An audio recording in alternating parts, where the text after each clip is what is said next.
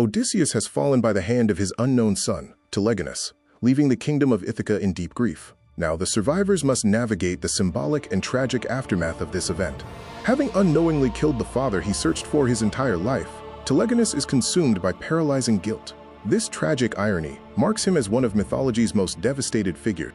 Driven by a need for atonement, Telegonus transports his father's body across the sea to Aeaea, the mystical island of his mother Circe.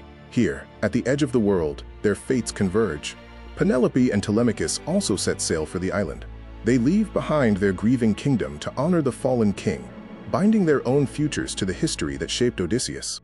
Upon learning of the death of her former lover, the goddess Circe is overcome with grief. Her tears serve as a reminder that even the divine are not immune to the weight of mortal loss. In this video, we see the royal family of Ithaca and the divine family of Aeaea stand face to face for the first time. This encounter creates a complex web of relationships and fulfills a destiny none could have anticipated. To ease their profound sorrow, Circe uses her ancient magic to grant immortality to the survivors. In a stunning act of defiance, she removes them from the cycle of mortal suffering. In the ancient Greek worldview, death is rarely the final word. New bonds bloom from the ashes of grief, showing a universe where tragic endings can become miraculous new beginnings. Some traditions even propose a startling twist, a union between Telemachus and Circe. While controversial, this narrative highlights the boundary-pushing imagination of ancient mythmakers. Other accounts suggest that Telegonus and Queen Penelope were joined together. This symmetrical, if shocking, intertwining of family lines reflects the complex structures found in ancient epics. Because the original manuscripts were lost, scholars continue to debate the true ending of the Telegony. They work to piece together fragmented and contradictory records to solve these enduring mysteries. Beyond literal history, this conclusion acts as a profound allegory.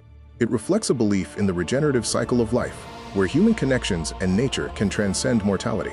Odysseus's lineage did not end on Circe's island. Through various legends, his descendants created a complex genealogical web that stretched across the ancient Mediterranean world. Different city-states claimed Odysseus's heirs as their heroic founders. These legends turned one family's myth into a political anchor, shaping the regional identities of the time. Even after the loss of its king, Ithaca required rulers. The ensuing succession maintained political continuity, grounding these divine myths in the reality of ancient governance. Beyond the traditional narrative, Penelope remains a symbol of patience and fidelity. However, the fluid nature of mythology offers alternative, divergent paths that complicate and enrich her final legacy. Why were such unconventional endings created? These radical conclusions were not merely for shock value. They were deliberate attempts by later poets to sublimate a tragic demise and reflect a changing Greek society. The Telegony, though existing only in fragments, holds immense value as the final piece of the epic cycle. It boldly expanded the carefully constructed universe of the Odyssey into uncharted mythological territory.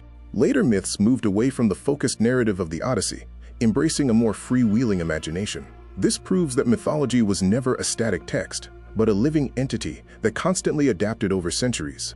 We have explored how Greek myth evolved, but the story does not end in Greece.